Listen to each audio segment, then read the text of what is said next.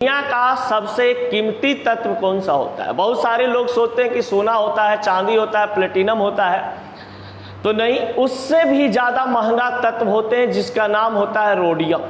क्या होता है? रोडियम। रोडियम की अगर हम बात करते हैं तो रोडियम एक ऐसा आपके पास धातु तत्व है जो संक्रमण धातु तत्व के नाम से जाना जाता है। रोडियम एक ऐसा तत्व आपके पास है जो सबसे ज्यादा महंगा बिकता है। 1 ग्राम का कीमत कम से कम 46,000 होता है। 1 ग्राम का कीमत कम से कम अगर भारत में बात करें तो 1 ग्राम का कीमत उसका 46,000 होता है। समझ गए? अब समझ जाइए कि कितना कॉस्टली आता होगा। इसका उपयोग कहाँ किए जाते हैं आप बताते हैं।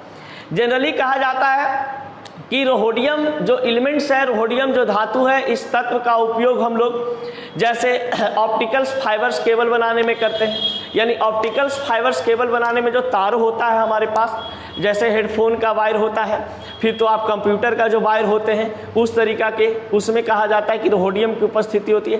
कार का जो हेडलाइट्स होता है उसमें रोडियम की इस्तेमाल किया जाता है, क्योंकि ये बेस्ट कहा जाता है रिफ्लेक्टर होते हैं, यानी कि लाइट को रिफ्लेक्ट करने में ये ज़्यादा मदद करते हैं। इसलिए रोडियम का उपयोग कार के हेडलाइट बनाने में भी किया जाता है। और कार के कहा जाता है कार्बोनेटर एक होता है, कार में एक कार्बोनेटर होता है, उस कार्बोनेटर में उपयोग किए जाते हैं क्या चीज़, ये 80% तक। इसलिए कारों की चोरी जब होती है, या तो कह सकते हैं कि कार में जो लगा होता है कार्बोनेटर उसको मतलब चुरा लिया जाता है, चुरा करके लोग बेच देते हैं, जिससे क्या होता है उसको अच्छा खासा अमाउंट में पैसा अर्जित हो जाता है।